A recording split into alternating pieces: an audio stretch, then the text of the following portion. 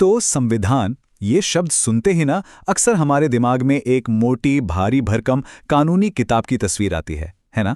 लेकिन क्या हो अगर मैं कहूं कि ये सिर्फ एक किताब नहीं है, बल्कि एक किसी भी देश का मास्टर प्लान है, एक ऐसा ब्लूप्रिंट जिस पर पूरे राष्ट्र की इमारत खड़ी होती है। चलिए इस सवाल से ही शुरू करते हैं। जरा सोचिए, अगर आपको एक नया देश बनाना हो तो शुरुआत कहाँ से करेंगे? सड़कें, इमारतें, इकोनॉमी, ये सब तो जरूरी है, पर इन सबसे पहले आपको एक बुनियाद चाहिए होगी, एक ऐसा डॉक्यूमेंट जो ये बताए कि भाई ये देश चलेगा कैसे। और बस यही एंट्री होती है संविधान की, यानी हमारे संविधान की।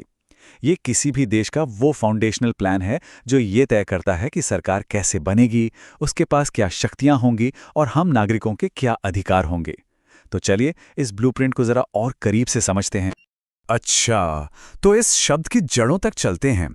संविधान, जिसे इंग्लिश में कॉन्स्टिट्यूशन कहते हैं, ये लैटिन के कॉन्स्टिट्यूरे शब्द से आया है।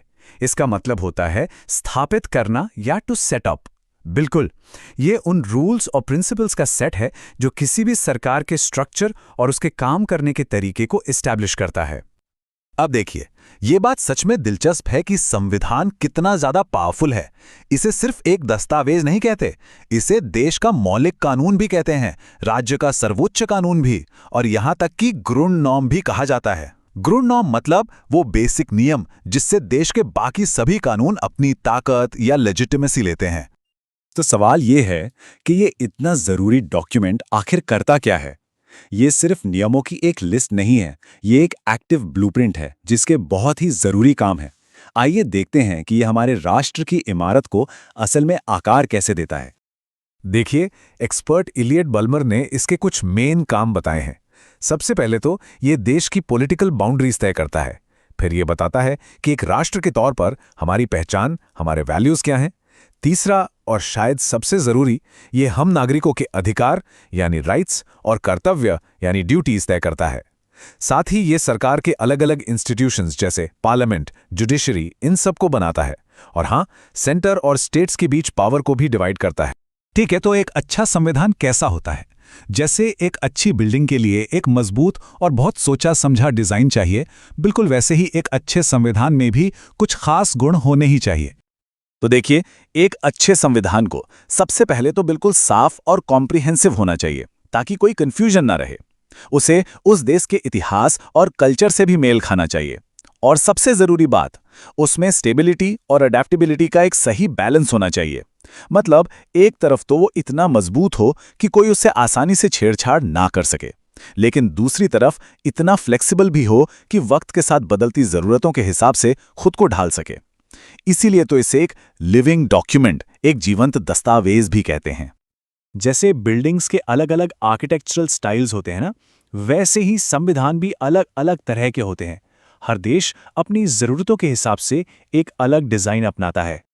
इनको समझने का एक तरीका है इवॉल्व्ड और इनैक्टेड संविधान के बीच का फर्क। इवॉल्व्ड संविधान, जैसे ब्रिटेन का, वो सदियों की परंपराओं और कोर्ट के फैसलों से धीरे धीरे अपने आप विकसित हुआ है। और दूसरी तरफ है इनैक्टेड संविधान, जैसे अमेरिका और भारत के, जिन्हें बाकायदा एक संविधान सभा ने बैठकर सोच समझकर एक तय समय में बनाया और लागू किया। ये पिछले वाले पॉइंट से काफी मिलता जुलता है। संविधान लिखित या अलिखित भी हो सकते हैं। लिखित संविधान, जैसे हमारा भारत का, उसमें सारे नियम एक किताब में कोडिफाई किए गए हैं।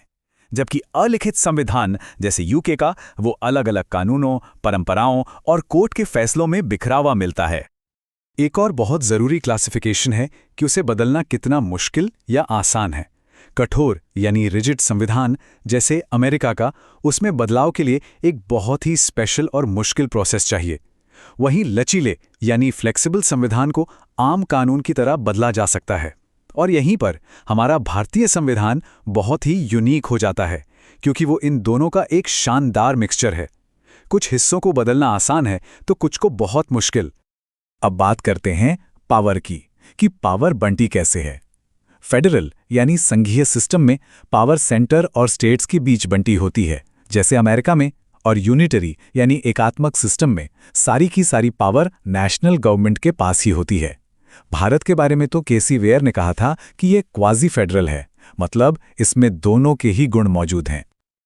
लेकिन क्या सिर्फ एक डॉक्यूमेंट, एक ब्लूप्रिंट बना देना ही काफी है? नहीं, असली चीज है उस ब्लूप्रिंट के पीछे की सोच, उसकी आत्मा, और उसे हम कहते हैं संविधानवाद यानी कॉन्स्टिट्यूशनलिज्म।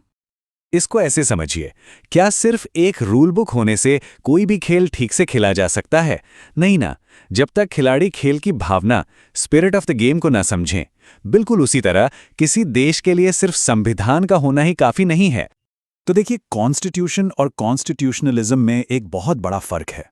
संविधान एक दस्तावेज है, एक रूल बुक, जबकि संविधानवाद एक सिद्धांत है, एक सोच। किसी तानाशाह के पास भी अपना संविधान हो सकता है, लेकिन वहां संविधानवाद नहीं होगा।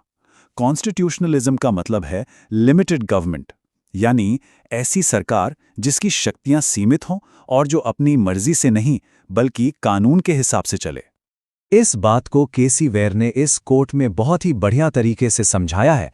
कॉन्स्टिट्यूशनल गवर्नमेंट का मतलब है नियमों से बंधी हुई सरकार, ना कि शासकों की मनमानी से चलने वाली सरकार।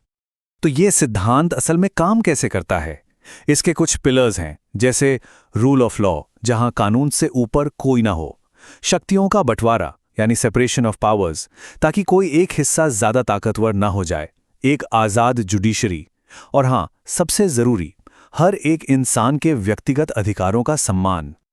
तो आखिर में चलिए एक सवाल पर आकर रुकते हैं। क्या किसी देश का ब्लूप्रिंट, उसका संविधान कभी पूरी तरह से बनकर खत्म हो जाता है, या फिर ये एक ऐसी इमारत है जिसका निर्माण हमेशा चलता रहता है, जिसे हर पीढ़ी अपनी ज़रूरतों और अपनी समझ के हिसाब से थोड़ा और बेहतर बनाती रहती है? इस पर सोचिएगा ज़रूर।